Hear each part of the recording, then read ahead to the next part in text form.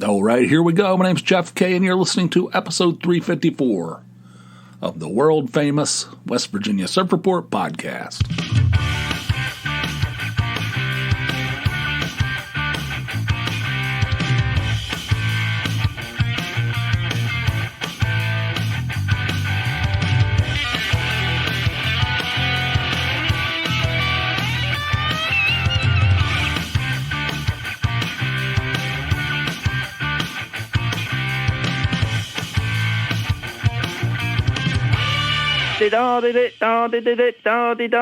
Got chapped lips. It's not something I ever really.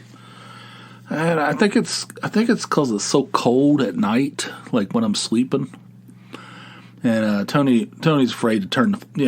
She every time she walks by the thermostat, she cranks it down a little bit because she sees dollar signs flying out the window.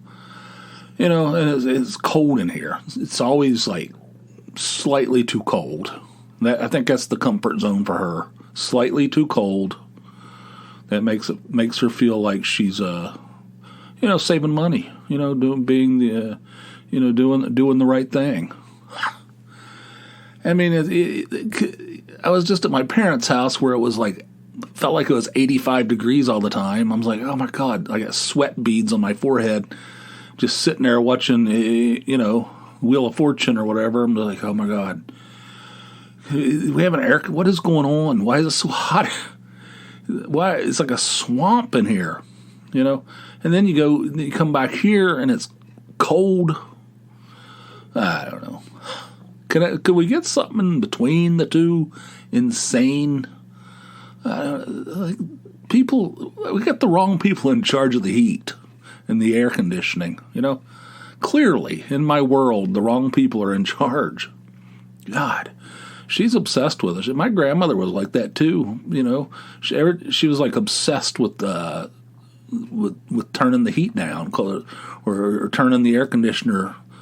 So saving money. Like she'd crank it up a little bit in the summertime because she thinks she's obsessed with it. Tony's like that too. Drives me nuts. So anyway, I'm up there sleeping. It's cold. It's too cold, and I got chapped lips now.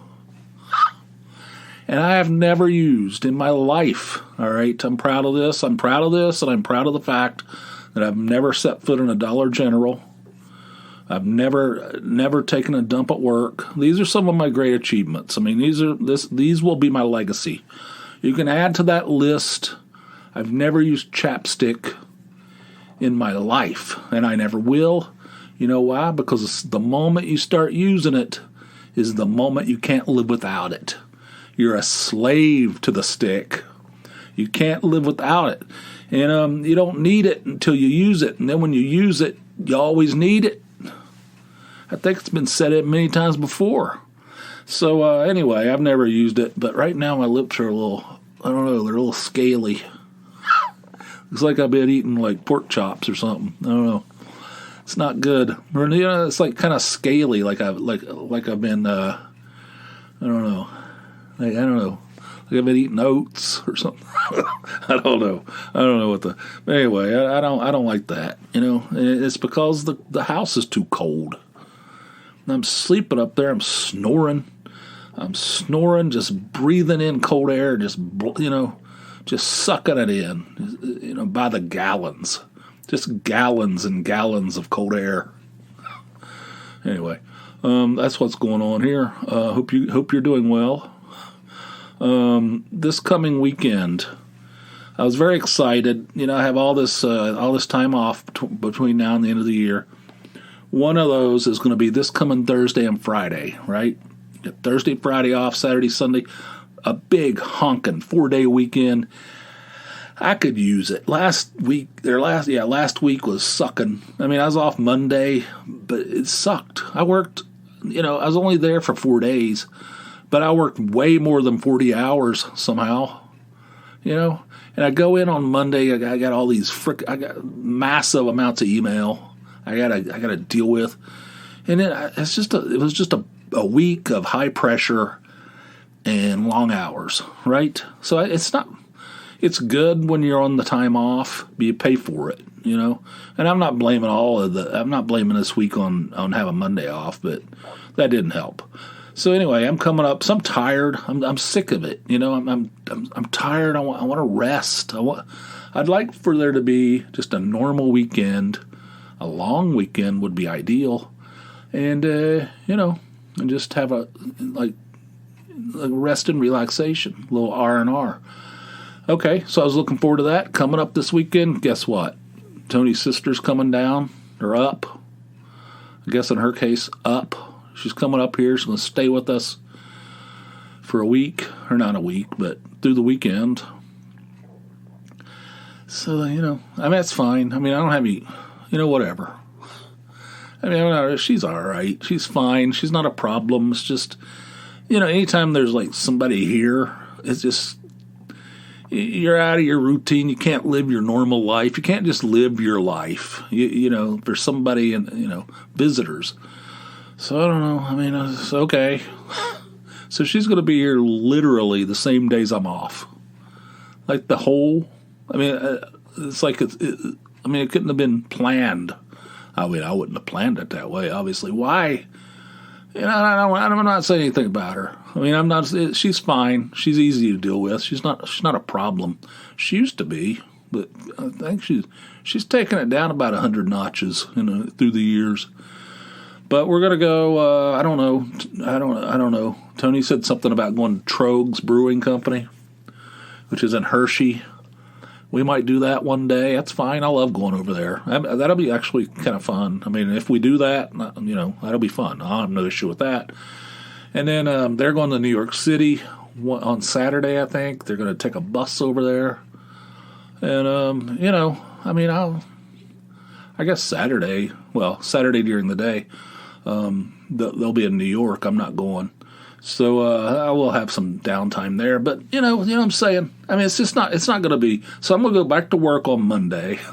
I'll go back to work on Monday, and I'm going to feel like I got no R&R. I didn't get any R, and I got 0 R as well. In addition, you know what I mean? It's like, why does this keep happening? Why can't I just have normal times off? Like I had that entire week off when I went to see my parents.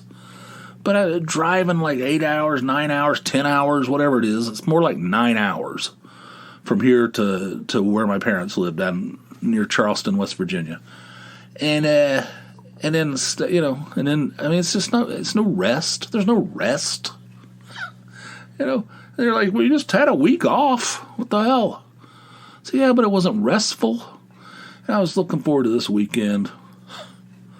It's fine. Whatever. But it's not going to be, it's not what I had pictured. It's not what I had in my mind. So old Nancy will be up here with us. She's fine. I don't know. We'll see. But anyway, also on Saturday, the older boy and I are going to go see Shane Gillis. Comedian Shane Gillis at the Kirby Center in Wilkes-Barre. So that'll be fun. I've seen some comedians in my life. I think all the ones I've seen have been pretty damn good. I could break it down for you, but I like Shane Gillis. He's funny. He kind of reminds me of Louis C.K. along those same lines, and that'll be fun. And the older boy is really into comedy and stand-up comedians and stuff. That's his thing, along with music like classic rock and that kind of stuff. He's a really good guitar player, and that's right in his wheelhouse. And I don't know. We bought the tickets months ago, and the time has come. So this Saturday is coming. Saturday, we'll go see Shane Gillis. That'll be fun. Looking forward to it. I'll break down all the comedians that I've seen live. Are you ready for this? Steve Martin. These are as far as I can tell, as far as I can remember. These are in chronological order. Steve Martin. That was when I was in 9th grade or 8th or 9th grade. It's at the Huntington Civic Center. This is back when he was like the biggest stand-up in the world. When he was wearing the white suit, He had the arrow through the head. He was the wild and crazy guy. All that stuff. It was at this giant arena, the Huntington Civic Center. I mean, this is where you go see the Doobie Brothers. This is where you go see, I saw Billy Joel there. I mean, I saw a whole bunch of shows there. It's a big arena. I mean, it's a huge arena. And so Steve Martin, was sold out, came out there, rocked the place. I mean, he was like a rock star at that point. He just walked away from stand-up. He just walked away from it. He said, I got to the point where I didn't even have to be funny anymore. I could just, anything I'd say, everybody'd love it. He goes, what's the point of that? If you don't even have to work for a laugh, what's the point of it? So he just walked away from that. But he was funny. Everybody loved him. I mean, he was hilarious. For some reason, I can remember this joke he did.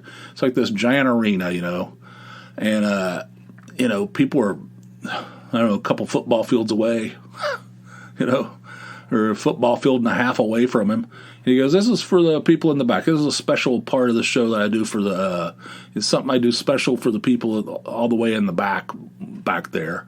He goes, this one's for you. This is called the dime trick. Get it? He's going to do something with a dime, and they're like 100 miles away from that. Anyway, it was funny. It was a good show. Second would be Jay Leno. Jay Leno at a small little club in Charleston, West Virginia. He was on. This is back in the days. This is before the Tonight Show. This is back when he was just a stand-up comic, and he used to go on Late Night with David Letterman once a month. And they would just go back and forth, and they were hilarious together. They were friends from the Comedy Store back in those days, and previously, and they were. He would come on there, and he would, he and Jay and David Letterman would go back and forth. It was funny as hell. Every time he was on there, it was great. So this is before the Tonight Show, right? And he was like considered to be one of the best stand-up comics in the world, and he played this place up in Charleston called Michael B's Deli. I mean, it's literally a restaurant. Jay Leno, we're talking about. He played this restaurant in Charleston, West Virginia. He did 2 shows, an early show and a late show, in a restaurant is almost like an Applebee's or something. I'm not even kidding. And he came out there and did a full show. He was hilarious. The guy was funny. I mean, when he went on the Tonight Show, people were like, this guy's lame. He has no edge. He's just lame. That's the opinion now. That's the general opinion of him. He's lame. He's like some kind of middle of the road, But he was funny. He was like considered to be one of the best stand-ups in the world at that time.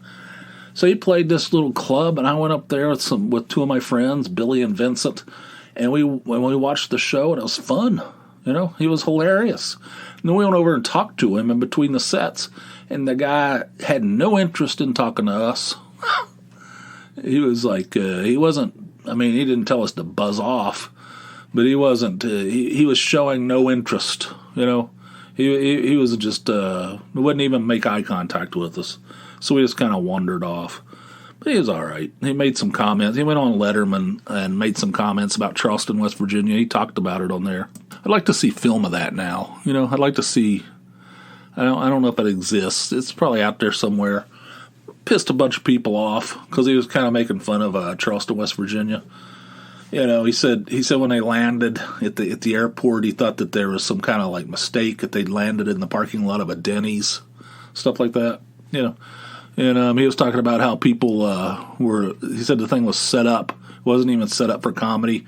It was like booths, and people were like turned around backwards in their booths, and you could just see their eyes up above the booth back, And I think he made some comments about everything was like covered in soot and stuff like that. Pissed a bunch of people off, but whatever. He's a comedian, So that was the second one I saw. Jay Leno, Michael B's Deli, Charleston, West Virginia. I was young. I don't know how old I was. Maybe like 21, 22, somewhere in that neighborhood.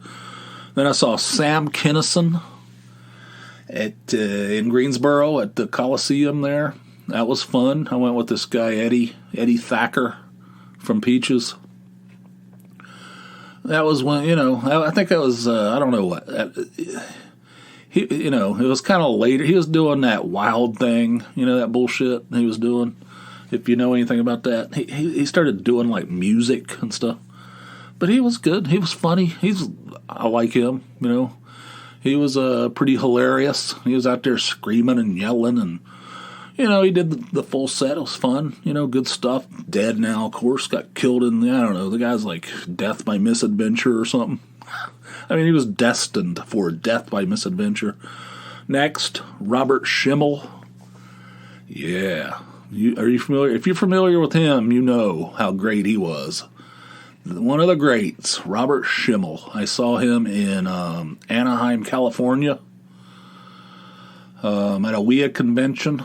He had an album on Warner Brothers, I think, comedy album, a couple of them actually, but at this point it was just the first one. And I listened to that thing 10,000 times. That thing is hilarious. I listened to it recently. That thing is like relentlessly funny. I mean, just there's no dull spots in it. It's just hilarious, totally filthy, right? So at these conventions, they would have musicians usually. They have musicians playing all the time during your lunch hour. When you're having lunch, there'd be a band up there playing. There'd be bands playing in the evening, like one band after another, and then they'd have like a headliner. And then at this one night they said, if you guys are, if you still want to keep on partying, you can head on over to the lobby bar, and Robert Schimmel is going to be doing a full set over there. Robert Schimmel. I was like, what the? Freaking serious? Like, we're in a bar in a hotel. Small little bar. He comes out there, and he just rocks the place. I mean, I don't think I've ever laughed that hard in my life. I was dying laughing. Of all the ones that I've seen,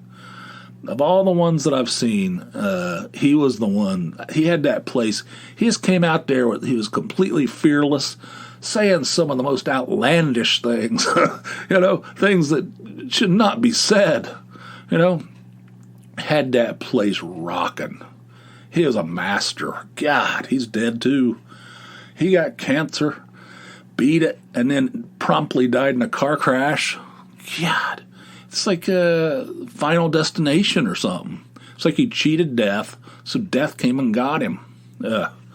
Robert Schimmel. That's one of the ones that I love. I mean, that's one of the ones I'm so happy I got to see him. Happy I got to see Sam Kinison too. These are some of the greats. The next one was also at a WIA convention. Like at the last night of the WIA convention, it's a 3-night thing, and there's bands playing, musicians playing all the time, all kinds of different genres. It's just a continue. But the last night, the big blowout, the last night of the convention, they bring in like a heavy hitter. Generally speaking, they try to close it out with a big name artist. They try to keep it a secret until the end. And some of them, the first one I went to was Iggy Pop. That was crazy. He cleared the room, man. That was fun. That was in San Francisco. And then I saw, I saw Prince. Prince played in Chicago. I saw, Dwight Yoakam. I think that was in Los Angeles. And then I saw, who else? War. That's a weird one. War played one of those things. Headlined it. That was weird. That was in Dallas. They were trying to resurrect that band, the Cisco Kid and all that, Low Rider, all that stuff. Why Can't We Be Friends, all that stuff. They had a bunch of hits in the 70s, but they were trying to resurrect their career. They thought that they had a hit album. They thought they were going to have 7 singles off this album that they recorded. This is in the 90s. And the thing was a dud. But they came out, there's like 20 people on stage. They're playing, It was good, but God, some of these things are a little disappointing. One time, Rod Stewart I can't remember what city that was in. Rod Stewart came out and played. I don't know. So they try to bring out somebody who was, a superstar, a star at least, and try to close the convention on a bang, right? So one time they had it in Atlanta, right? Which was a ripoff because I didn't even get a hotel room because I lived local. I lived there, and then so they didn't even give us hotel rooms. So part of the reason you go to these conventions is a giant party, It's like I can't even hardly drink. I can't drink because I got to drive home. I mean, I did, but I had to stop, because I got to drive home, and I don't want to get in trouble. It sucks. It kind of cramps your style. The company wouldn't. I guess I could have got my own hotel room, but it's a fancy ass place. But anyway, this one was like in Atlanta, which is that's no fun. I like to travel and stay in a hotel and stay in the hotel where the convention's going on, and so. They kept it secret. Then we find out that it's going to be Jeff Foxworthy. He's going to close the thing out. And I was like, what the hell's this? What kind of bullshit is this? Jeff Foxworthy? I was like super disappointed. I was like, what the? I mean, it's Atlanta. I mean, they could have had the Black Crowes or somebody, There's plenty of musicians to choose from. It's like, what in the hell? So he came out there. I was like, This is bullshit, He came out there. The guy's a total pro, He knows what he's doing. He knows what the shit's going on, I can tell you that much. And he came out there, and he had that place rocking, too. I mean, I wouldn't put it in the Robert Schimmel category. I wouldn't, personally. But he was funnier than I don't have anything against him. I just feel like, I don't know. It's kind of like... I don't know. I don't know what to say, but he was surprisingly hilarious. I mean, I don't have anything against him, but I didn't think it was going to be that funny. It was funnier than I thought it was going to be. Let's put it that way. So that was at a WIA convention. Speaking of that WIA convention, I won some award at that thing. It was a national convention, huge ballroom. People from all around the country. Possibly other countries too. I don't know. It's just a big, huge ballroom of people. And I win Inventory Manager of the Year or something like that. Inventory Manager of the Year. I think it's hanging right here. Oh, it's Video Inventory Manager of the Year, Atlanta, 1995. It's hanging right here. Got this giant plaque and a check for $500. Right? And so I had to go up there and give a little thank you. I was like, I didn't even know I was in the running. I was just sitting there, just like, nursing a Rolling Rock or whatever, and I'm half buzzed, they call my name. I'm like, what the? I got to go up in front of all these people. So anyway, and then Jeff Foxworthy came out later and rocked the place. Anyway, let's see, what next? And then the last two, Bill Burr I saw at here locally somewhere, Bethlehem, I think. Funny, really funny. I mean, you can't go wrong with that guy. Really good. Enjoyed the shit out of that. Can't go wrong with Bill Burr. And then finally, the most recent was Louis C.K. That was in Reading, Pennsylvania. What a shithole town that is. This theater was nice. Louis was hilarious. Love Louis C.K. God, how could you not like Louis C.K.? I know there's a controversy about him. He's got some issues, I guess. I don't know. But whatever. He's a great comedian, funny as shit. I mean, his observations are perfect. Love that guy. So those are the stand-ups I've seen in my life. I'll be adding Shane Gillis this weekend, this coming weekend. I have no doubt it'll be great. So there you go. Who have you seen? What stand-up comics have you seen? Let us know. Give me a call. Tell me about your most memorable stand-up comic performance that you saw live. You know what I'm saying? 570-291-8151. That's the number. Call me round the clock. You don't have to call about a comedian if you don't want to. You can call about anything, but the hotline's out there for you. Finally, we'll talk about something very disappointing to me this morning. So the baseball season's over. As you know, the World Series is... The Texas Rangers won their first World Series in history. They've been around since like 1960, I think. The World Series is a difficult thing to win, So anyway, that's over. And so now there's all the, the hot stove league, as they call it. They can start trading and signing starting on Monday, 5 days after the World Series. They can start signing free agents, and there's all kinds of maneuvering that goes on during the winter. There's the winter meetings, and there's all kinds of stuff that goes on in the winter. So that stuff started. So they had until Sunday evening, I think, to make a decision on Joey Votto. Joey Votto is the Cincinnati Reds star. He's been with the Reds since for 17 seasons. He's 40. He's old. I mean, he's kind of old for a baseball player, and he's been hurt the last 2 seasons. He hasn't been hitting very well, but I think a lot of that has to do with his being hurt. And, there was some talk about him hanging it up, because he's played every game with the Reds. He got signed by the Reds. He came up through the farm system with the Reds. He's played 17 seasons with the Reds. He's a superstar. He's probably going to go to the Baseball Hall of Fame when he retires. He's one of the greats. So the Reds hold a $20 million option for one more season. He had this long-term contract, and it's at the end. And they have the team has an option. They can bring him back for one more year, or they can pay him out $7 million and just let him become a free agent. That's the way the contract's written.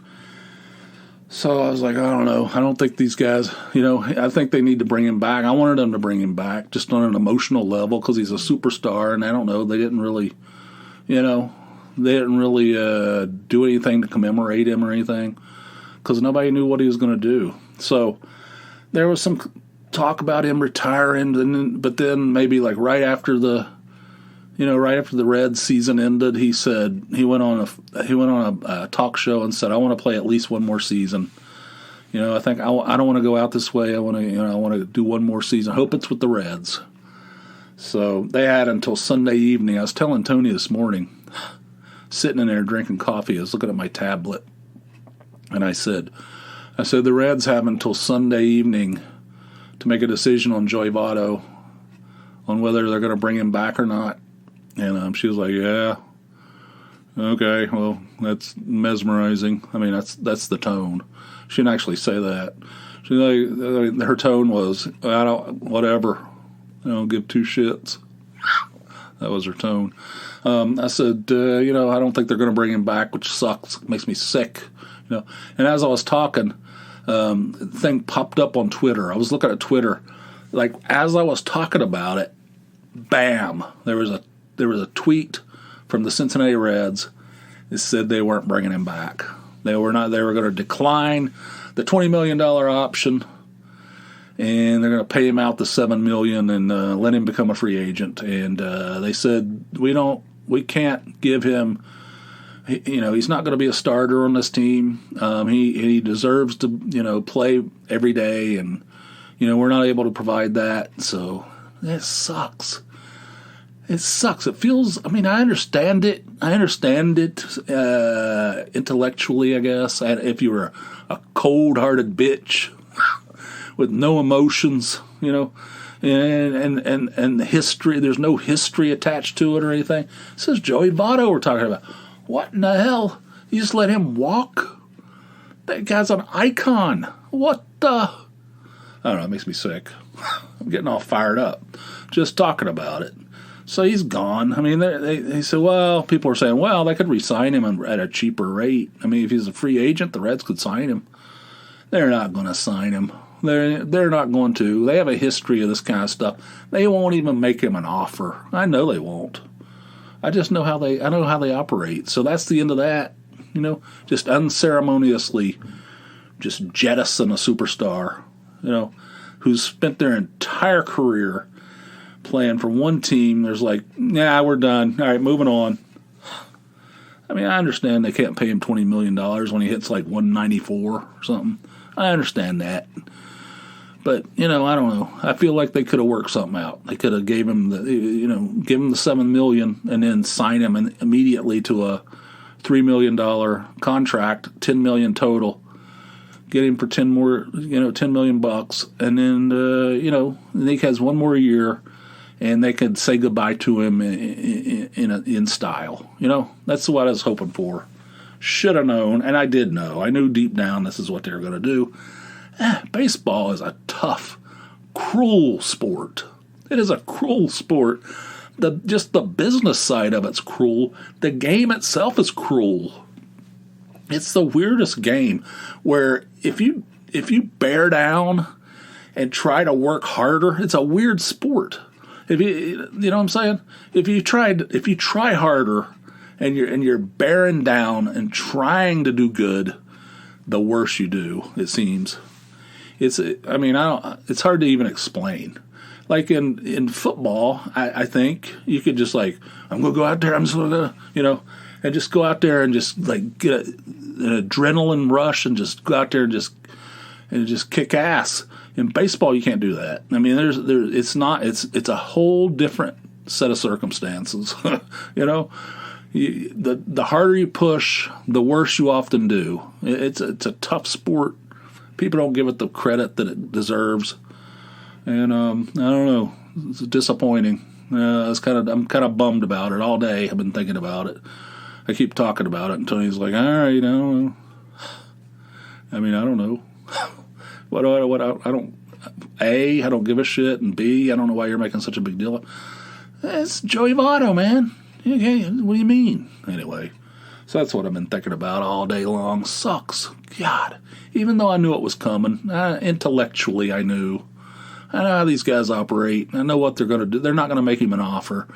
And he's probably going to go sign with somebody else, and he's going to be wearing another team's uniform, which will, I hate that. Like when I see old classic Reds, like when I was a kid, players from when I was a kid that I loved, like Joe Morgan, for instance, wearing another team's uniform, like a Phillies uniform, or something like that, or the Giants or something. I think he played for the Giants. God, no way. That stuff's terrible. It hurts my soul to have him playing for another team wearing another team's uniform. It's unthinkable.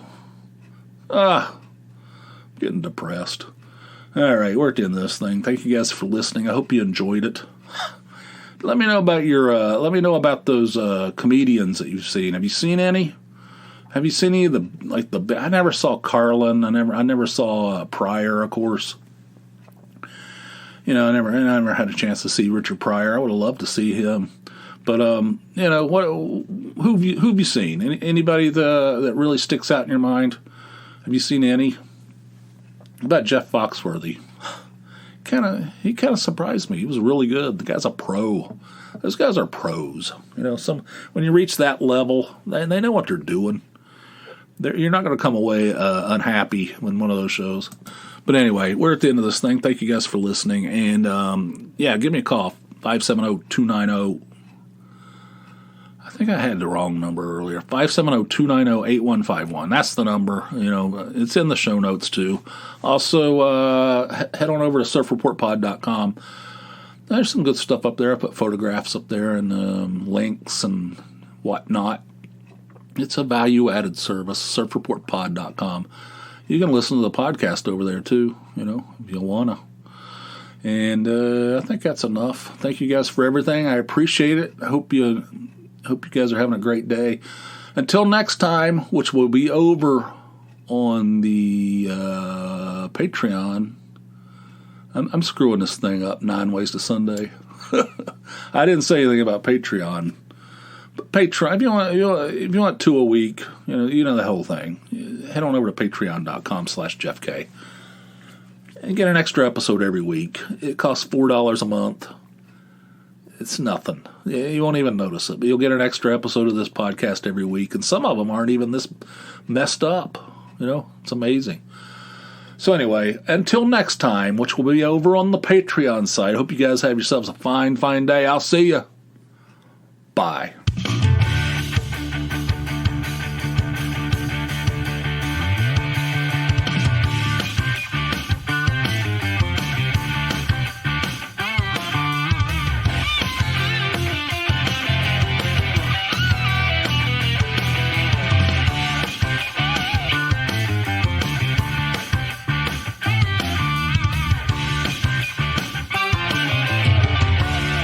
You're a slave to the stick.